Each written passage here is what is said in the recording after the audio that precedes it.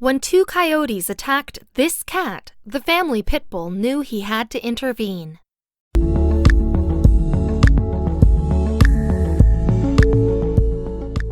Kitty isn't a dog, but she's still family, so Jack liked to stay nearby. Luckily, that meant he was close when he heard a commotion in the yard. Two coyotes had Kitty in their mouths, shaking her like a toy. Jack had seen enough and raced towards the attackers. Cats and dogs don't always fight, whatever the popular saying might claim. In fact, some of them are best friends. That's the case with Jack the pit bull and Kitty the cat.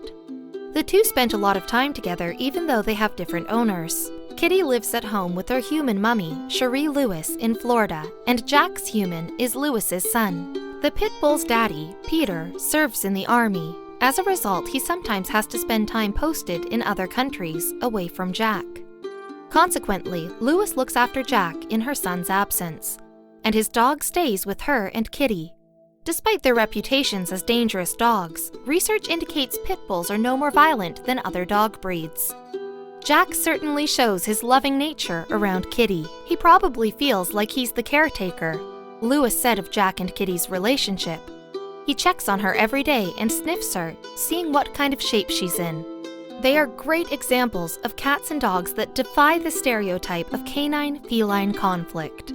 And while Kitty is in no danger from Jack, there are plenty of wild animals that could cause her harm. For example, Florida has no shortage of alligators.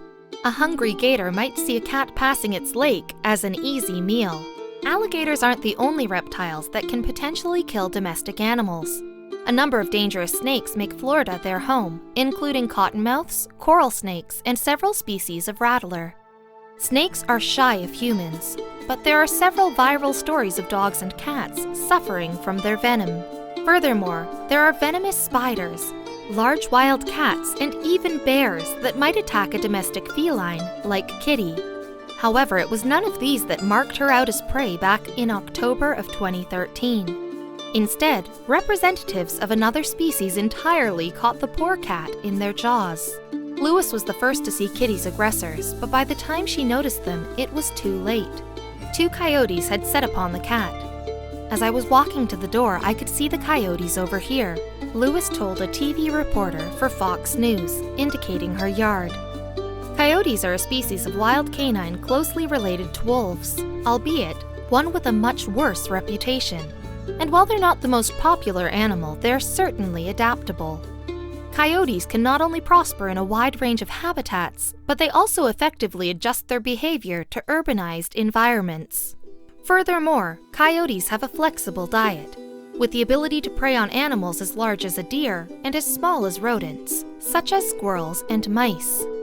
They're cunning strategists, too. Among their hunting techniques, coyotes have been known to team up with badgers to dig up subterranean prey, and to turn porcupines upside down to avoid their spines.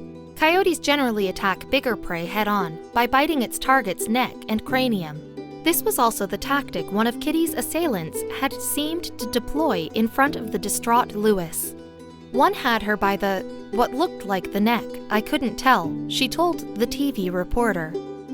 The other one had her by the tail or by the back foot, Lewis continued. She described the predators as shaking Kitty violently.